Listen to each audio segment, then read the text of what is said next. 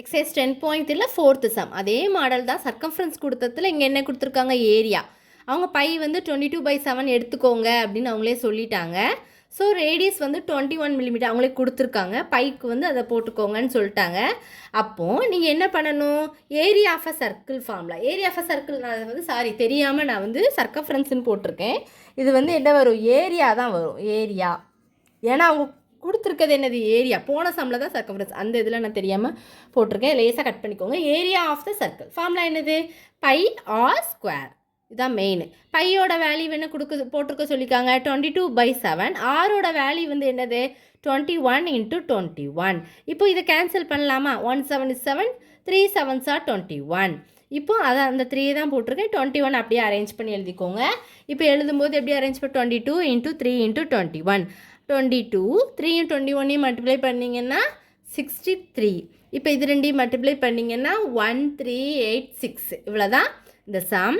அடுத்த சம்மில் வந்து பி செக்ஷனில் என்ன கொடுத்துருக்காங்க, அவங்களே டயாமீட்டர் 14 கொடுத்துட்டாங்க. நம்மளுக்கு டயாமீட்டர்னு இருந்தால் நமக்கு தேவை என்னது, ரேடியஸ் தான். ஸோ ரேடியஸ் வந்து என்னது 7. அப்போ ஃபார்முலா என்னது, area of the circle formula என்னது, பை ஆர் ஸ்கொயர். பையோட வேல்யூ 22/7, ஆரோட வேல்யூ 7 × 7. இப்போ இது கேன்சல் ஆச்சுன்னா 22ம் 7ம் மல்டிப்ளை பண்ணிங்கன்னா என்ன கிடைக்கும், ஏன்னா செக் பண்ணி பார்த்துக்கோங்க. 22 7 7 2s are 14, 4 1 2 7s are 14, 1 அப்போ என்ன வரும், 154. அப்போ அது கரெக்டாக போட்டுக்கணும், 154. அடுத்து சி சப்டிவிஷனில் என்ன கொடுத்துருக்காங்க, ரேடியஸ் வந்து 35ன்னு அவங்களே கொடுத்துட்டாங்க. இப்போ இதுக்கும் ரேடியஸ் கொடுத்துட்டாங்க, இதுக்கு மட்டும்தான் இந்த டயாமீட்டர் இருக்காங்க. நீங்கள் வந்து இப்போ ப்ராப்ளம் வந்து ரொம்ப கவனிக்கணும். கொஷினை நல்லா 2 to 3 டைம்ஸ் நல்லா ரீட் பண்ணிட்டு தான் நீங்கள் எழுதணும். ரேடியஸ் போடும்போது அவங்களே ரேடியஸ் கொடுத்துருக்காங்க. டயாமீட்டர்னால் கன்வெர்ட் பண்ணி எழுதணும். நீங்கள் டேரெக்டாக டயாமீட்டர் 14ன்ட்டு ரேடியஸ் இருக்கிற இடத்துல போய் 14 போட்டிங்க, மொத்ததும் தப்பு. அதனால் கவனமாக ரீட் பண்ணிக்கோங்க. 2 to 3 டைம்ஸ் ரீட் பண்ணிகிட்டே எழுதுங்க. Area of a circle equal to formula pi r square. நீங்கள் பாக்ஸ் போட்டு எழுதிக்கோங்க. நான் அதுக்காக தான் ஃபார்முலா கண்டிப்பாக தெரியணுங்கிறதுக்காக தான் நான் வந்து வேறு கலர் சூஸ் பண்ணி எழுதியிருக்கேன்.